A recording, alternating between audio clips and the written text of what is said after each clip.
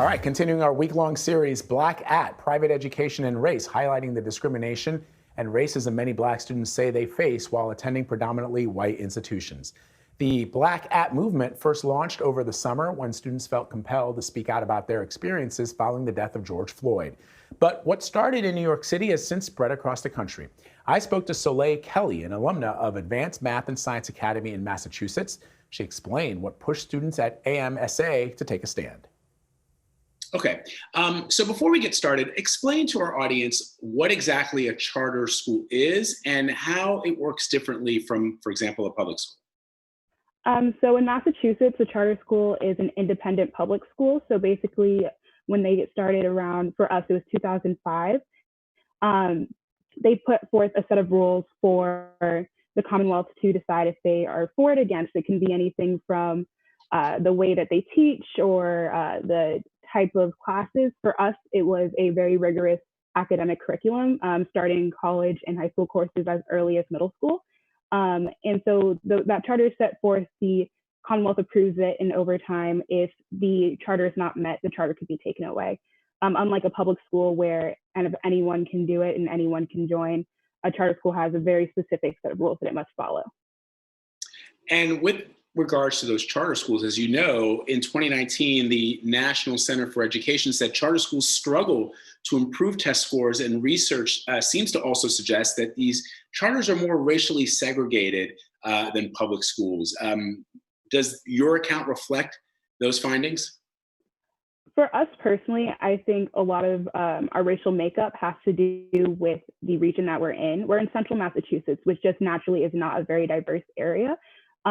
So when it came to us, it was very much, each of us was the only one in our class. For most of my class, I was the only Black student. And going to a school where it's anywhere from 1% to 3% Black, that's not abnormal.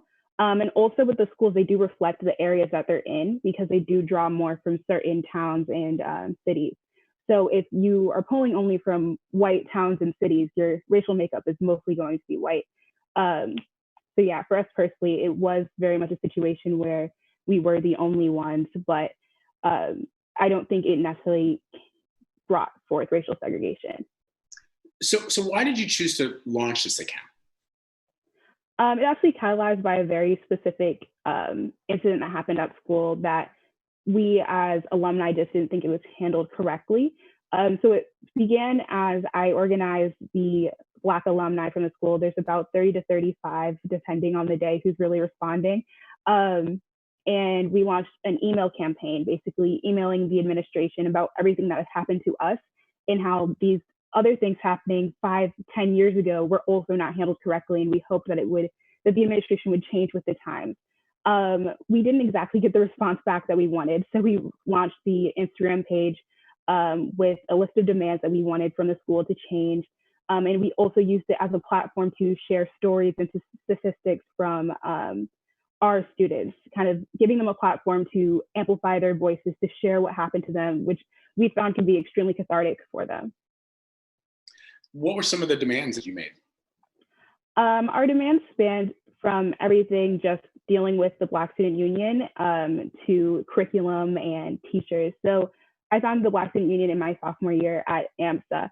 And it started kind of just as a place for everyone to talk and to be able to vent about what they're experiencing in the classroom. Once again, being part of 2% of your school's makeup, you kind of need somewhere to be able to let off some steam and to share what you're feeling. But over time, the BSU had started to be abused in a way. We were used as a form of racial sensitivity training for teachers, kind of putting us in a very sticky situation where you're kind of stuck between, I probably shouldn't do this because I'm a student, I'm not trained to be able to deal with these situations, but at the same time, I don't want to disappoint my faculty and administration. Other demands were about how the curriculum is extremely whitewashed, not only against Black people, but against all races.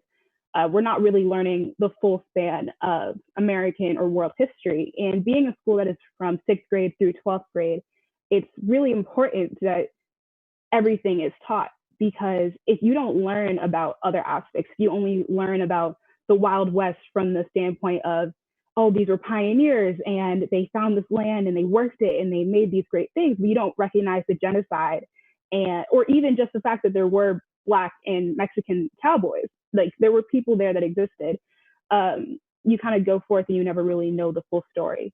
Outside of that, it was other things just about like disciplinary action, kind of always addressing situations.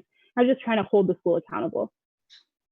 I've always been curious about that. Did you feel through your education there at the school that when you graduated, you were not prepared or you didn't have a full understanding of American and world history as it relates through the experiences of non-white people? For me personally, my parents both always put a giant pressure on making sure that I pursued whatever history or education was important to me. So I remember my parents had both my brother and I read the autobiography of Malcolm X in 4th grade. Stuff like that, where we would always supplement our education. We never celebrated Columbus Day in our house, anything like that. So I feel like I lucked out having kind of a supplementary education at home.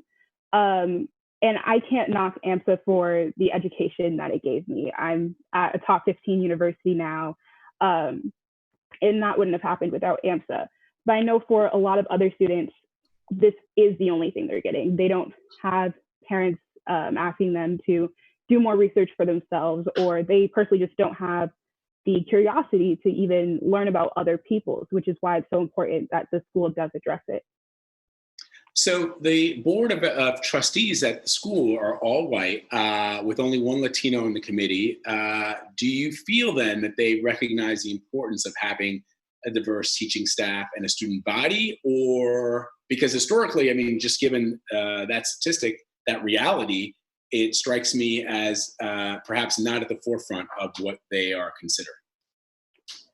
I think, especially with the current climate in the United States, a lot of the parents and board members are finally waking up to the importance of paying attention to these issues. I believe there's one Indian parent who is like the parent liaison for the board, and then one permanent board member who is Latino.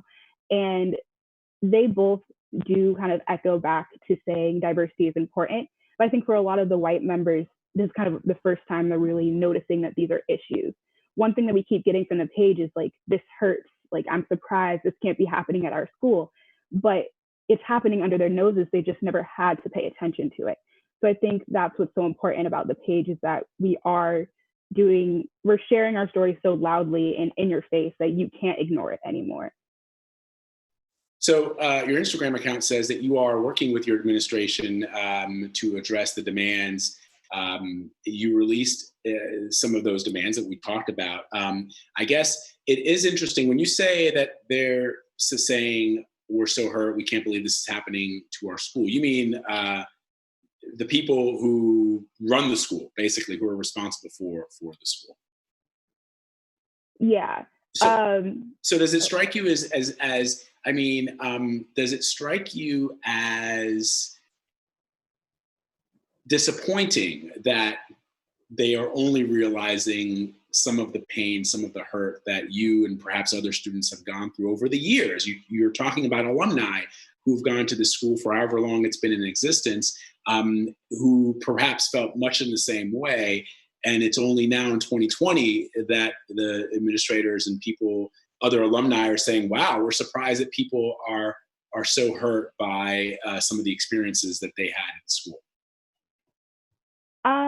I wouldn't say that I'm exactly disappointed. If something is happening and it's not directly affecting you, you're not going to notice. Mm-hmm. A lot of the reaction I chalk up to ignorance, and that can be said for a lot. If you aren't a Black student or a Latino student, you're not constantly being discriminated against. If you don't realize that asking, do you speak African, is rude. If you simply don't know, you don't see anything asked you that, wrong. Or somebody asked somebody that question? We have a post of kind of things not to say in the classroom, which are things that we've all experienced from students or teachers or whatever it may be, like microaggressions and things like that.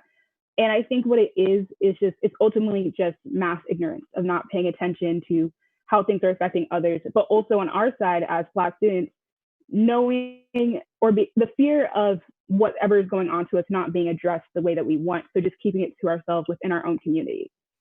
So it's kind of a twofold. So I'm not going to say that I am disappointed that they never noticed, because it was never really there for them to notice. I think what's happening right now is a giant wake-up call, and people are hyper aware and hypersensitive to what is going on. So now they're noticing, and now people are looking back at what they've done in high school and apologizing for things. Like, I know myself and other students, we've been getting messages from people that we haven't talked to in years saying, "I'm so sorry that I said this to you in the 6th grade." So I think people are kind of reevaluating how they've interacted with others and how they kind of operate in the world. And we've seen now hundreds of accounts similar to these that are popping up all across the country for different schools all across the country. How does it make you feel to know that at least now, today in 2020, there are platforms that allow Black and Brown, Latino, Asian, South Asian, minority students and alumni to amplify their voices and amplify their stories, and that's happening sort of all across the country. It makes me extremely proud to be a part of it. We were one of the first pages to be started, and kind of just seeing more and more pop up, to see people reach out to us saying, "Oh, you inspired us to start doing this," has been amazing and extremely powerful. I think that's the beauty of social media. It allows everyone to have a platform and to use their voice and to say something and say it loudly. And I think that the fact that it has become a movement, that it's not just us and a few other schools in New England, makes the schools notice and say, "Wait, this is getting national attention. Wait, we can't just keep ignoring these things. Wait, we actually have to rethink what we are doing as an educator." So yes, I feel like this whole movement is extremely powerful for not only current students or alumni, but for the 3rd grade, the 4th graders. My own little brother's looking at this and saying, like, "Oh wow, maybe I won't have to go through the things that my older siblings went through in school. Like, maybe I will get to learn about African history and Indian history in the classroom." So you do feel, I guess, to wrap up our discussion, you definitely feel as not only are these platforms important, but you believe that they are affecting change at the decision-making level. In other words, the administrators and the people who are responsible for these institutes of learning, you feel that they are hearing you and that they are looking to make some of those changes that you believe need to be implemented. Definitely. I know, using Black at AMSA as an example, although we did start kind of in your face and extremely loud, posting our demands and saying, giving an ultimatum essentially to the school, over the past 2 weeks, we've had multiple talks with both the Board of Trustees and the administration team.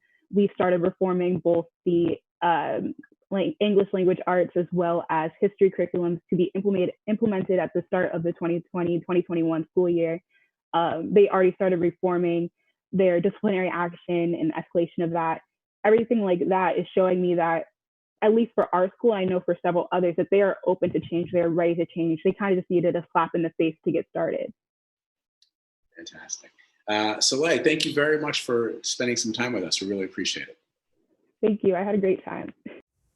So we have reached out to Advanced Math and Science Academy, but they have not yet responded for a statement.